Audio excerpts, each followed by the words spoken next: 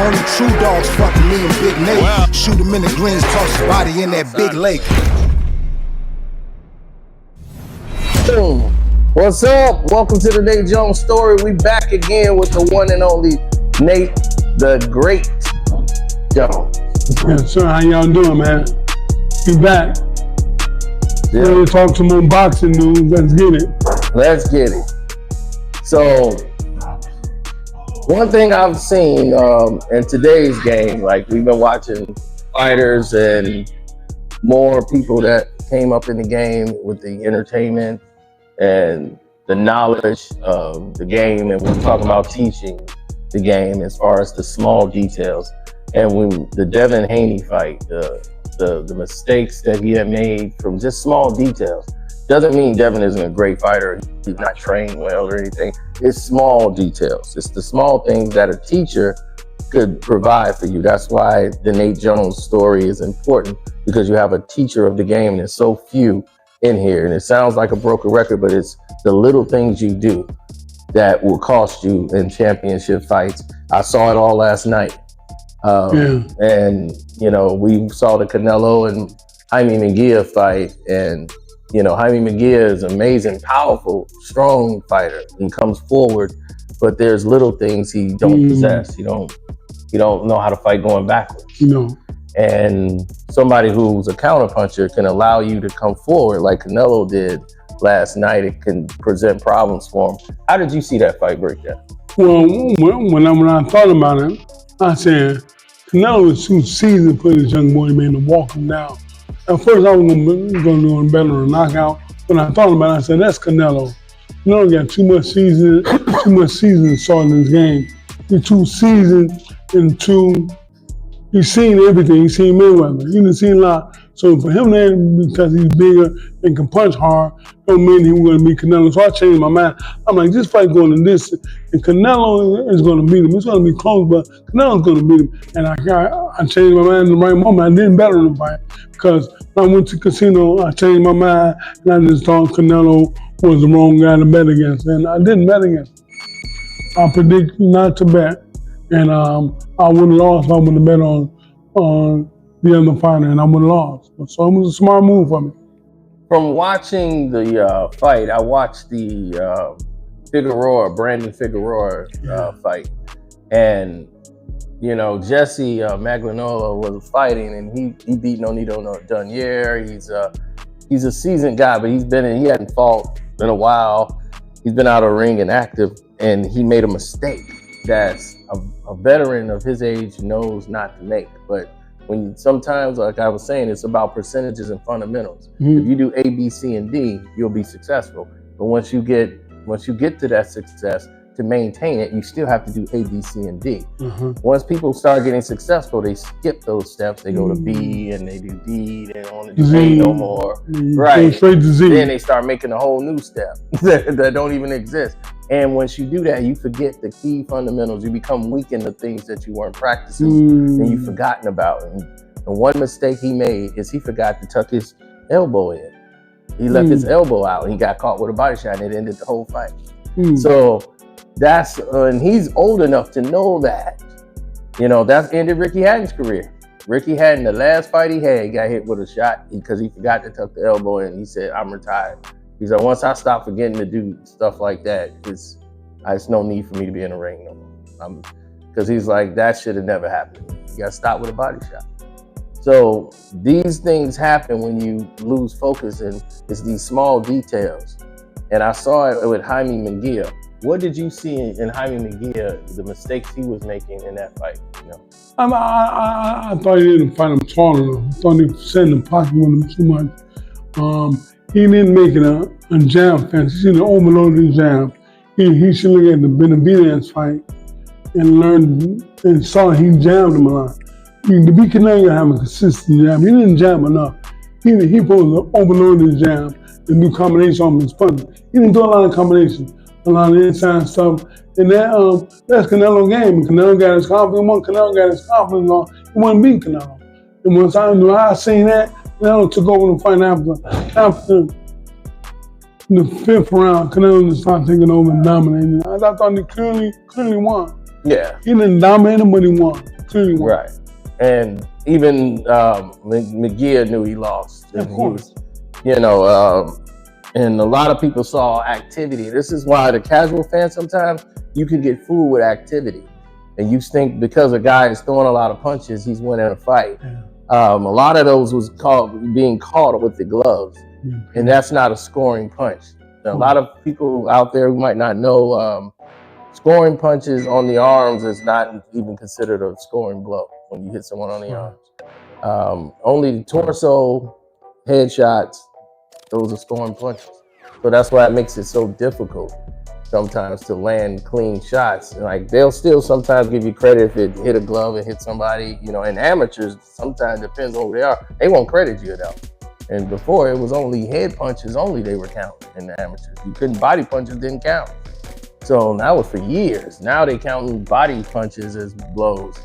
So the game has changed a lot. And what I saw from Jaime Munguia that he was making with his mistakes is that he was loading up too much on and repeating his combinations. His combinations was getting figured out.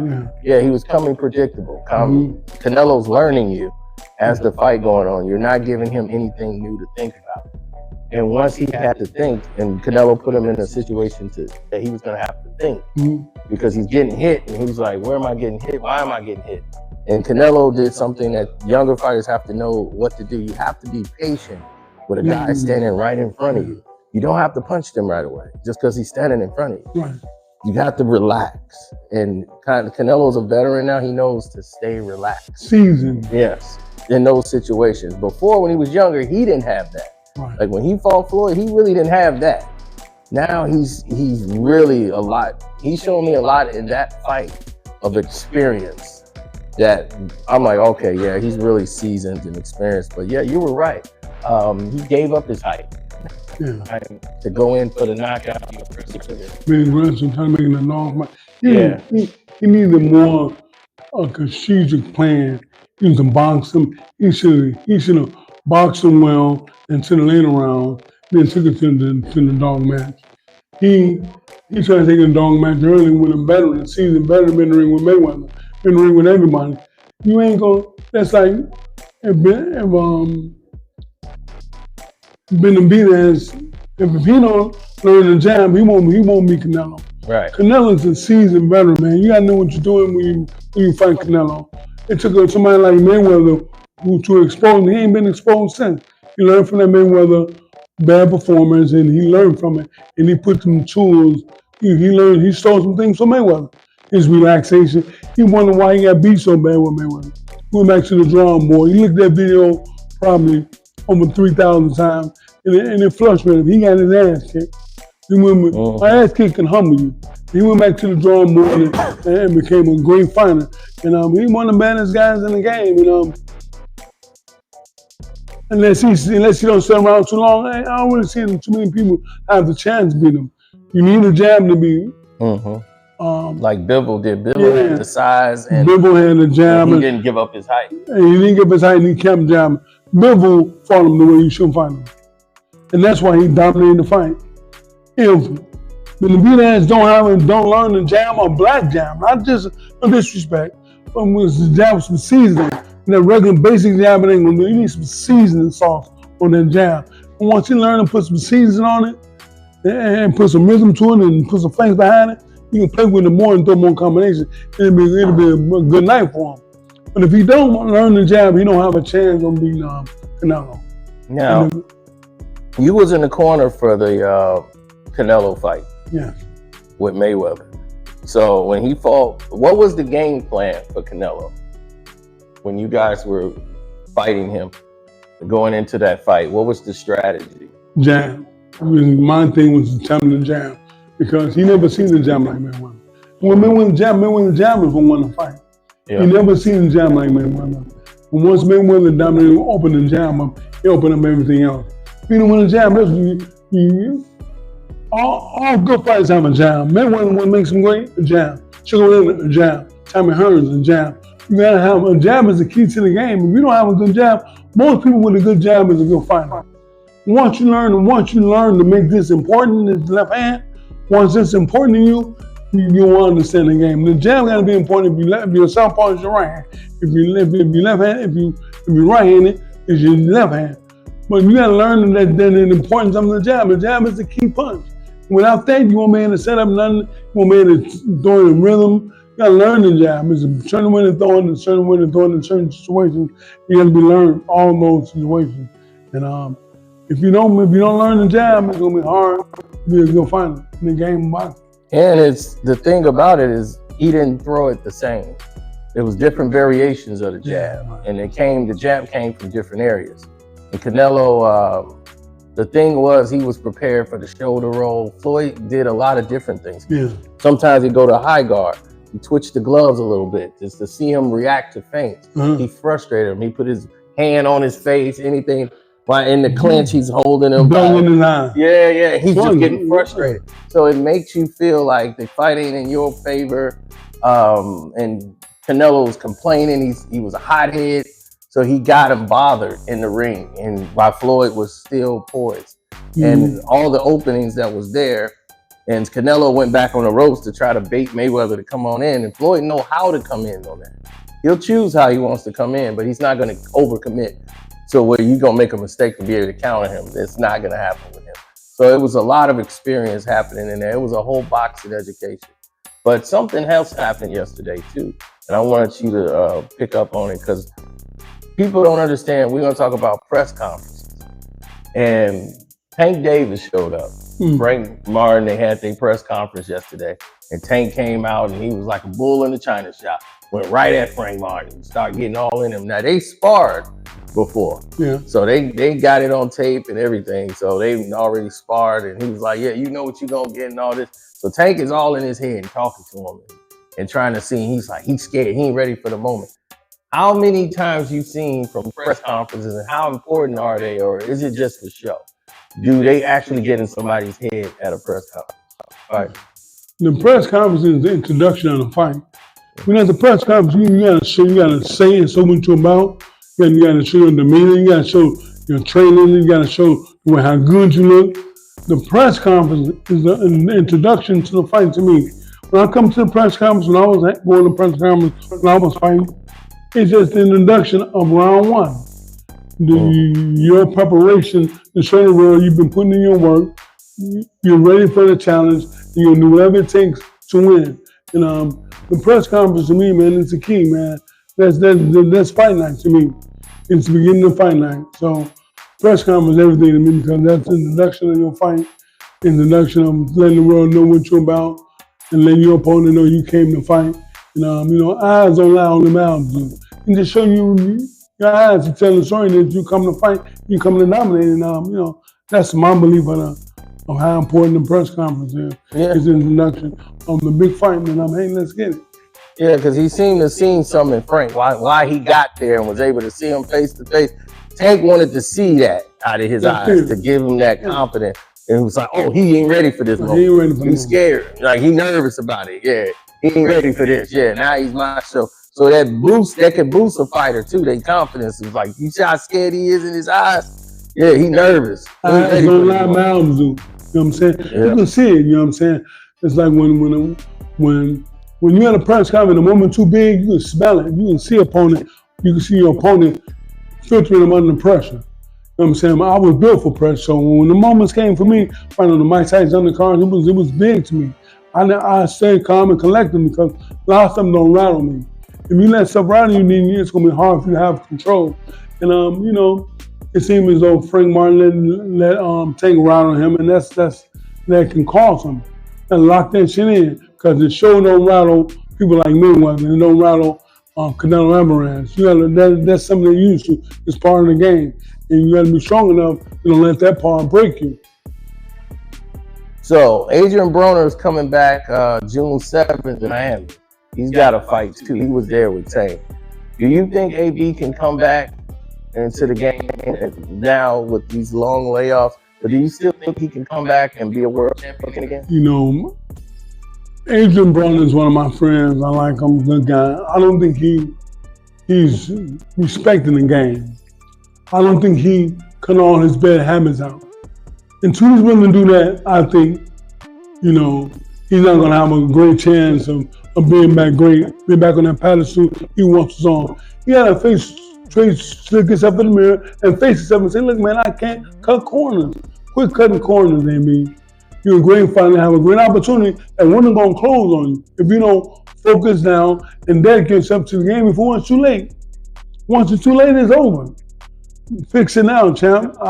You know, it look like you be having hangovers I see on interviews and all that. Respectfully, I like you. I want you. I'll help you. You're my friend. You know what I mean? You're one of my close friends in boxing. You're someone I can call on and ask for anything, and you'll be there for me if you have it. You know, we borrow, you lend me money, I pay you back. We're friends. But I just want you to dedicate yourself before the window closed. Once that window closed, it's over. Once I seen Michael Jordan couldn't fly no more, it was over. Once God shut that window, he shut that window, man. Don't let it be too late, bro. You have a great chance of making a name. You're so I don't see a lot of people beat me if you're on top of your game, and you're strong. You're the strongest guy I've ever met, pound for pound. You're strong, bro. You're a great fighter. Quit cutting corners and quit trying to find an easy way to a championship. It's not going to happen. Face the facts, keep it real, be honest with yourself, and cut the bullshit out. You can be on top of your game again. I believe in you. Yeah. And that's the thing is with me is you don't know which AB gonna show up. That's my only thing about it. Like everybody love him, you know. It's just that he's got to learn how, and nobody seem to understand. You see Floyd House, you see the cars, you see it, and the jewels and all that. That was sacrifice. A lot of sacrifice. Yeah. And you got to be able to make that sacrifice. And these young fighters, unfortunately, a lot of them who idolized Floyd coming up, they see that, but they don't want to make the sacrifice. They want to have all of that and bring that with them. And you can't do that. You can't keep balancing both of them because it's going to catch up to you in the end. If you don't learn from his discipline, if you don't learn, watch that, Floyd is very disciplined. Mm-hmm. His will to win is strong name, man, I'm a man. His sacrifice, his discipline is outrageous. If you don't have that, you won't win. If you don't know how to say no, you gotta know how to say no. It's the way you say it. And it can make it, and everybody can understand it. It's the way you say it. No, it can be said a lot of ways, the way you say it, the way you deliver it. And Floyd and that's what Floyd has done. A lot of people want to cut them corners like Floyd. Floyd, his dedication and his sacrifice is outrageous. He wanted more than anybody. And that's why nobody's gonna beat him. That's why nobody have beat him, because his sacrifice. Until the fighter's able to do that, you won't learn. Look at Michael Jordan, look at Kobe Bryant. Them people sacrifice. That's why they're the greatest. Floyd Mayweather is the greatest sacrifice. Yep. Sacrifice is the key, man. A lot of people don't know how to do that. Yep. I wish I could turn back the hands of time. Everybody was telling me when I was young, Nate, come on, man, you got it, man. Don't fuck it up, Nate. And then when I got too old, then I tried to wake up. It was too late. That's why I'm telling these kids now, and in my boxing gym, man, you gotta sacrifice, man. The key of being successful is sacrifice and will to win. And if you don't have that, it's gonna be hard. If a lot of people can be pushed over, if you don't have a will to win, you gotta be able to reach down to the bottom of the bucket and pull it out if you want to win. A lot of people don't have the will to win. I hate losing, so I had a will to win. I wasn't gonna let nobody beat me. I ain't gonna let nobody beat them. She gonna not gonna let no one beat them. I have a will to win. A lot of people don't possess it. A lot of people surrender when, okay, I lost again, I'm just gonna lose. Nah, man, you can't even put those type of thoughts in people's head like Floyd Mayweather or Michael Jordan. They don't like losing. You know what I'm saying? For real. And if losing hurts, that's a good thing. To have losing hurts your heart, man. It hurt my heart. I didn't like losing. Yeah. It bothered me. And if it don't bother you, then you in the wrong business. Yes. Like you saw Jaime Munguia, he was crushed because it was his first time he ever lost. Man, it was hard for him. And those are the type of moments that fighters have to realize that, okay, I lost for the first time. You got to find a way to pick yourself back up so you don't get too far at a low that it leads to other losses. Like Fernando Vargas, when he lost to Trinidad, he couldn't believe it. You know, like he couldn't believe he lost. And the scariest, he's never been nervous a day in his life boxing. He's like, that's my most comfortable. I feel like I'm the most on top of the world. The first fight after he lost to Trinidad, he was walking to the ring and he said, it hit me. I was scared to death getting in that ring. He said, I even got dropped. He said, I didn't wake up till I got dropped in that fight. This is the tune-up fight. This guy this is his last fight. He came out of basically retirement to fight me. And he dropped me with a short shot. I was like, and he said, that's when I woke up right then and there. And I was like, I took that guy out. You know, and he's like, that guy was scared. He's like, I jumped all over him. But he said, that's what woke me up. He's like, but I've never felt scared in my life. So I walked into the ring. He's like, because I wasn't right physically. I just barely made weight. He's like, but it was the fear. That first loss. And that's important. You got to have the right people around you too. That is another key. You got to have people that have your best benefit around you. When Miguel Cotto's father passed, and that was his trainer and everyone, the people he brought on for him for the Pacquiao fight and all the biggest fights of his life, after that, a lot of them didn't have his best interest. And he was searching for that person to be that one he could trust. He went into the biggest fight of his life with an amateur corner. They were sitting there cooking food in front of him. And he had to cut a lot of weight to fight Pacquiao. Like, he's not a guy that fight at 140 no more. He's killing himself to make that weight. So he had basically a weight loss camp for Pacquiao. So he had no legs, like he had nothing else he could do. And with Manny's speed, you know, they just set him up there to be beat by Manny. And his boxing skill was keeping him in the fight. Manny couldn't finish him. Even though he caught him with shots and dropped him, but his corner didn't know what to do. They were very inexperienced. And that was the last time they ever worked with Cotto. When he was sitting there starving, he can't eat. And y'all just sitting there eating a big 4-course meal in front of him. He's just sitting there looking at him. Like, y'all gonna eat in front of me like that? That's why you need someone that's been experienced game around you. Because I wouldn't be into one of my fighters. I wouldn't eat in front of me because I know you need those small details in the game. Like I know when the first fighter is nervous. I know when to come to him and tap him on the shoulder. Say, what's up, baby? Let's talk. What's going on? How you feel? You got to see those small things that a lot of people don't see. Teaching internally. A lot of people can't do that. You know, I know when the fighter going through something. I can see it. I watch them. I'm in training camp. I watch them do the house. I watch them do the week before the fight, and I watch them. And I would know. You know, I would throw something at them with words and see what they say. And then his response, maybe he's nervous. Okay, let me step up. Let me say something. So what's up, bro? How you feel, man? We're gonna beat him, man. You're never gonna beat him, right? Look, man, you're a bad fighter. You're a good fighter. You know what I'm saying? As long as you keep your hand up and do the stuff I asked you to do, we're going to beat him. So you gotta slowly build up their confidence. When they feeling down, I know when they're from up. When the stuff is getting too much at home, I know when to say, man, I got that part. You gotta sit and watch your fighter and understand what is his moments when he's going through stuff. I'm in training camp. I understand everything Floyd was going through. I mean, one time he called me at 3 a.m. Now I'm in Las Vegas. I'm finna go down to the casino and gamble a little bit and win me some money. I'm staying at the MGM Grand Hotel, and Floyd Mayweather called me, and he tell you this truth. He called me. He said we was fighting out today, La Jolla. He called me and said, Nate, come over here and spend the night with me, man. And I said to myself, he's nervous. I ain't nervous. Ain't the first thing he said to me, but I knew he was a little nervous.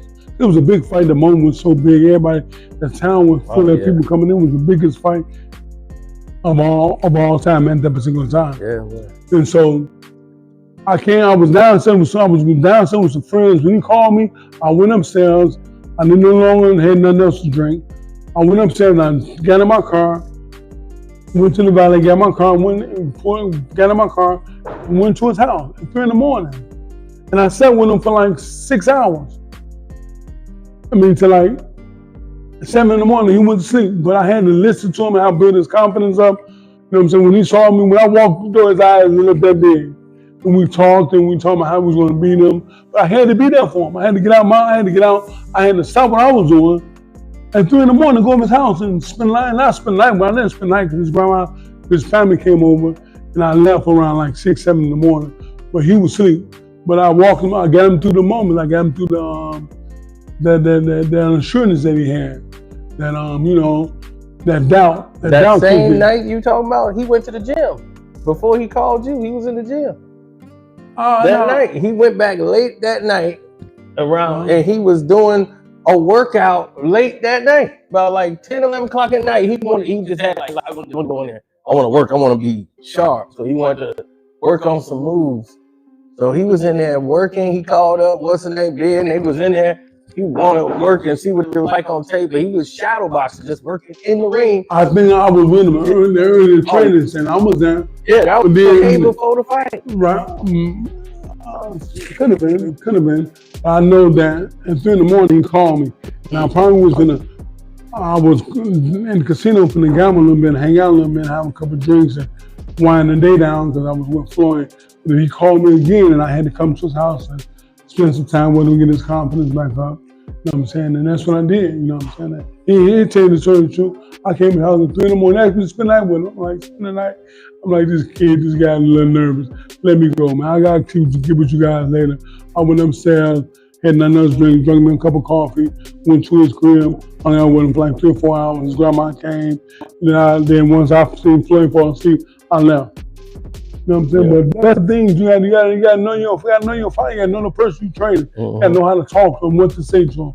If I don't know you, how can I train you? You know what I'm saying? So that's important. You know what I'm saying? If I know your situation, I know everything about Floyd. I mean, I know his whole family. You know what I'm saying? I know Floyd like a book. I spar Floyd more than anybody in the world. And I have kicked his butt once or twice. If Floyd was something else to deal with, boy, he was a monster. One of the greatest fights that I ever seen in my life. You know what I remember is that I don't know how it happened, but I remember he ended up talking to me and he didn't know who he was talking to. I think it happened by accident. Like we were all in a chain text message and me and him was talking. And then he got my number and had hit me up. I guess he liked you. Yeah. I like you. I like him, Nate. I like him. He like him. Yeah. Always speaking, he got his weird moments, but he always speaking highly of him. Yeah. Always spoke highly of him. You know what I'm saying? He liked you. If he didn't like you, he would have told me in the beginning.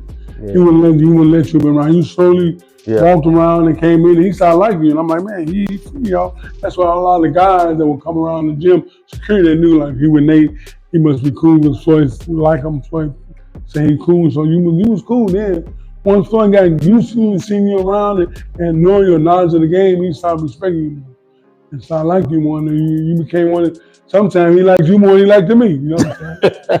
But it was cool. Yeah, he would call me. He called me before he was fighting Pacquiao because he wasn't even fighting him yet. They was blasting him on ESPN, and then I would get a random call. He was just going off. He was mad about something that they did on ESPN. They would twist his words. So he would hit me up and man, he'll talk to me for about 20, 30 minutes and he'll pass the phone off to somebody else. And then he'd be like, all right, I'm out. But he would never start a conversation. He'd go like, hello, start a conversation. It's like in the middle of a conversation. You answer the phone again. Where you at? And I said, hold on. Who is this? Let me see who this is first. But then I learned that's just how he is. He's just already, like he having the conversation before you even answer the phone. So by the time you hit the button, he already halfway in the sentence. But I already picked up what he talked about. Like I knew when I was watching it on ESPN, then I just got a call just randomly and it was him. And it was crazy. He was ranting and going on. Then he texted me asking me like what the things that I believe Manny Pacquiao was taking. He wanted because he was gonna find out for sure. And then when that fight, and that was years before that fight happened. When the fight happened, everything that we talked about, he had done in that fight. He had the gloves that we talked about. Me and him talked about that. Just me and him. About the gloves of Manny Pacquiao. I'm like, everybody focus about what he tell. I'm like, you gotta be focused on the gloves. I was like, them gloves he got on is real small, like this, like no cushion. It's like with a couple rounds, that cushion slide all the way up to his wrist, and it's like flat. All that is you getting hit with none of that but wrap. So like you gotta be like. So after that, I didn't think he remembered all that stuff. When that fight was made, as soon as the fight was over, they took Floyd gloves, they took Manny Pacquiao gloves. They said we can expect the gloves. Manny didn't want to give the gloves. He was, what y'all doing with my gloves? After the fight was over, they was like, you see them gloves? They take Floyd gloves. They said we're gonna inspect them. You'll get them back. We're gonna inspect these gloves. I was like, when I saw that happen, I said, he remembered. That was the first thing went through my mind. I was like, he remembered. Because I'm the one who told Leonard Ellerby about Madonna gloves. I was the one texting. He ain't never give me credit for it, but L used to text me back and forth all the time. And I had his phone number, and I told him, I said, L, Madonna got another pair of boxing. He got puncher's gloves in his bag. They got gloves. And it's like, he want to wear these gloves, and he only got his other gloves. No, he don't. He got these other gloves. They green and black. I seen them already. He got those gloves. I wasn't even there and seen it. I knew what he had in the bag. That's why. And that's the gloves he wore in the fight. They paid him an extra amount of money, whatever, to go on, switch the gloves. But those gloves he had, that was horse hair. Those gloves was no pads in them.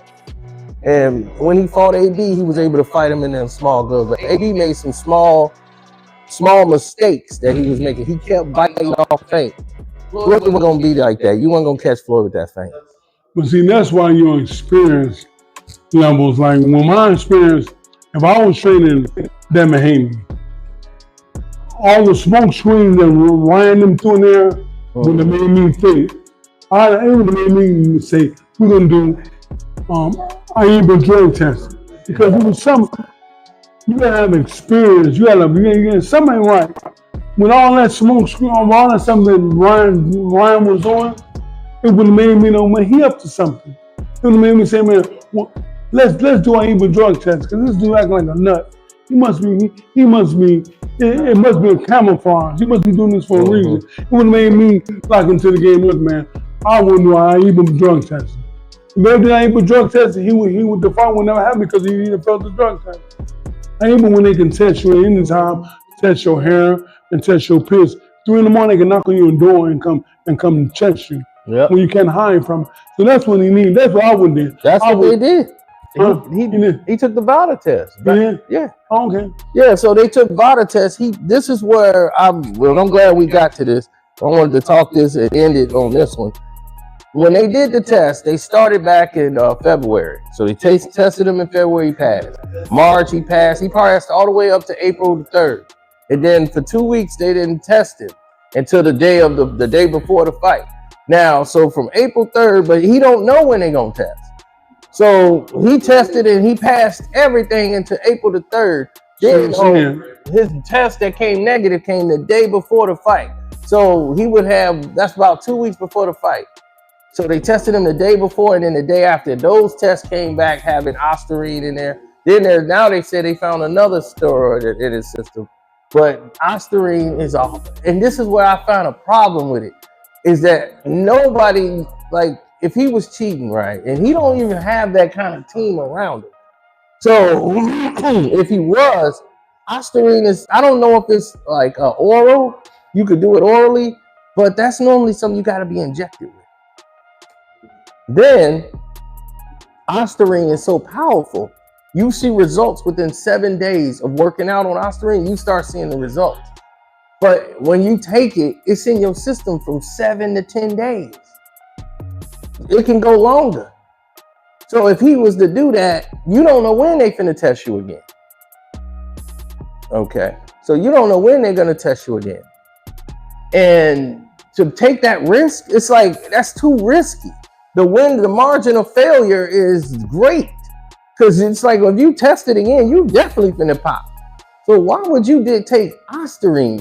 There's so many other stuff that they could have did, water-based EPOs and everything else. Yeah, so what do you think? I just think it was a strategic move done. Somebody up top here knew about it. They knew what he was doing. To me, I just when I seen the way he was acting, He can be in the press conference and all that stuff. Yeah. It would have made me. He put up a smoke screen for a reason. When everybody just be distracted by putting something right here and have everybody distracted, and then everybody, oh, he won't win the fight. That would have made me think something's up. I wouldn't have said, no, this dude doing this for a reason. All it was done for a reason. I didn't say nothing. I had nothing to do with the promotion. I wasn't training anyone. If I was training Haney, I would have said, man, look, man, something ain't right. This dude acting like a nut.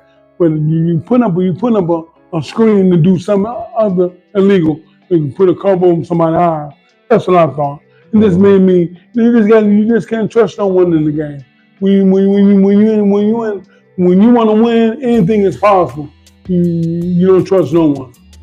And they criticize Florida for wanting to bring that to the game. And now everybody's crying for it. But it's always the first person that bring it is the sacrificial person.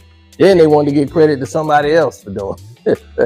So that's it. What happened, that shit backfired. They thought they can beat the drug test by doing something a certain way and doing this on this day and not this day. And they caught him with him, man, but then he cheated. Great don't cheat. If you believe in yourself, you don't cheat. I don't believe in that shit. You hit a man. If somebody hit me with some drug tests, I'm gonna shoot him in the face. 100%. And it's like if I ever fight James Tony, I want to do drug tests because he's been known to put stuff in the system. I've never been known to put stuff in my system. If he hit me with some shit in the system, I'm gonna show him what it's like. I'm gonna show him what to do. I don't play that.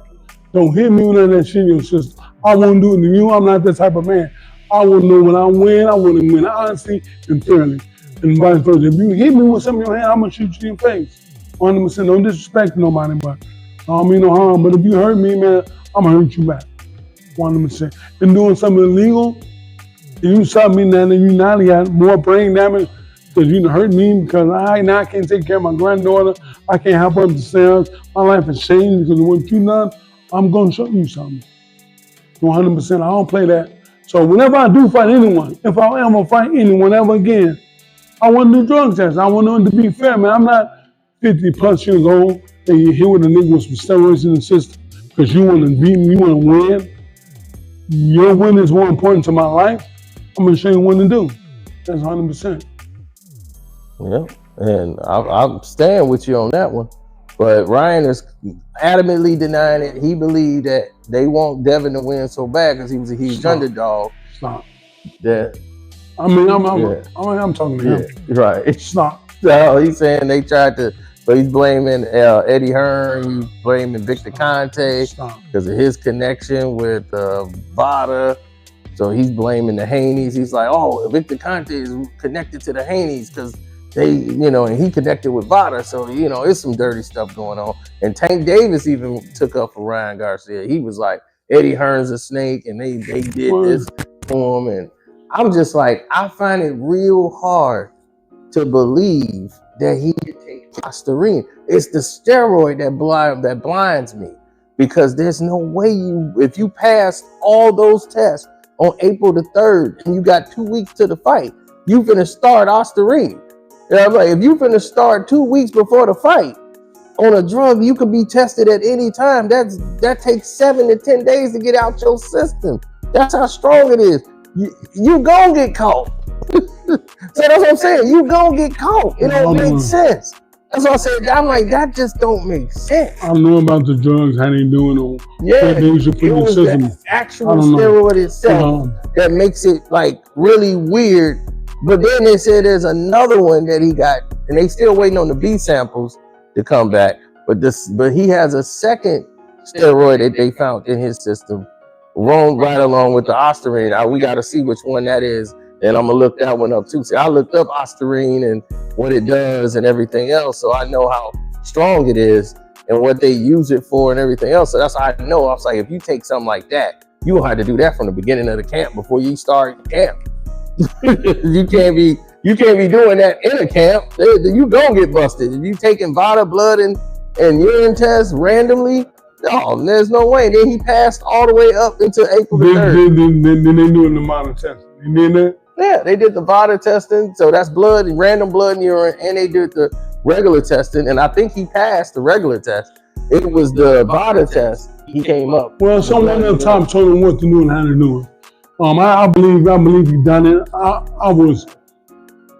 Yeah, you called that before it even happened. Right. Before anything was announced, he had told me flat out that he's like, man, I think it might be possible. He might be on something. And I was like, you think so? I thought it was steroids. Yeah. Doing the press conference. I'm like, man, somebody should test them, dude.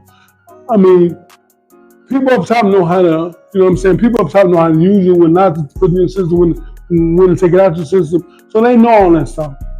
I don't think nobody's gonna lie on the man and say he did nothing he didn't do. We'll find out in the near future. I believe he did something. I don't want to accuse nobody of something that's not proven. We'll see what happens in the near future. But to me, I think he's a cheater. He looked too physically bigger than at the weigh-in. The way he was looking last time, he looked steroidish to me. From my experience of being in the game, his six-pack looked fake. So I just, to me, it looked like a steroid body. I could be wrong. My opinion is not proven. But if they prove it, like they claiming that he had it in the system now, prove it. And then if it's true, then he should be recommended for it. He shouldn't be penalized for it. Yeah. And that don't fit in the game of sports. Cheat. If you're great, you don't cheat. Great don't cheat. I never heard of Muhammad Ali cheating. If you believe in yourself, you won't cheat. Yeah. 100%. 100. All right. So thank y'all for listening in. Everybody who's out there, please subscribe, like, share, subscribe to the page. And you get to learn more knowledge. You get to sit here and leave some questions too if you want to ask them. And Nada asked him. Yes, sir. I'm not gonna go against his experience. He knows more about what it looked like. So if he's saying that's what it is, and he's adamantly about it, like he believed it, I'm rolling with it. So Ryan, it's up to Ryan to prove it. Yeah, prove that wrong, Ryan. That's a hard leap. Yes. For everybody to be conspiring against you. When I don't see the benefits of VADA saying, like, I don't see the benefits of trying to sample, damage somebody's samples. Right. They have a collection process. Right. Yeah. And question your win. You don't want your win to be questioned. You want to win just the right way, God way. And if you do that, then you deserve it. And if you don't, you don't. Absolutely. So don't forget to subscribe here to the Day Jones Story. Please, share, subscribe. I'm Karceno for life. Follow me if you like to. Yes, appreciate. Shouts out to K9 Boxing who gave us a shout out. And that's the good brother K9, 2-time junior middleweight champion from Detroit. He got his own boxing show too. My man, he's doing good too. Well, congratulations to you, bro. I think you just hit 100,000 subs now. So congratulations, because I know when you first started out, brother. Let's get it, K9. Peace, man. Detroit finally. I want to fight James Tony and set it up. And be in Detroit.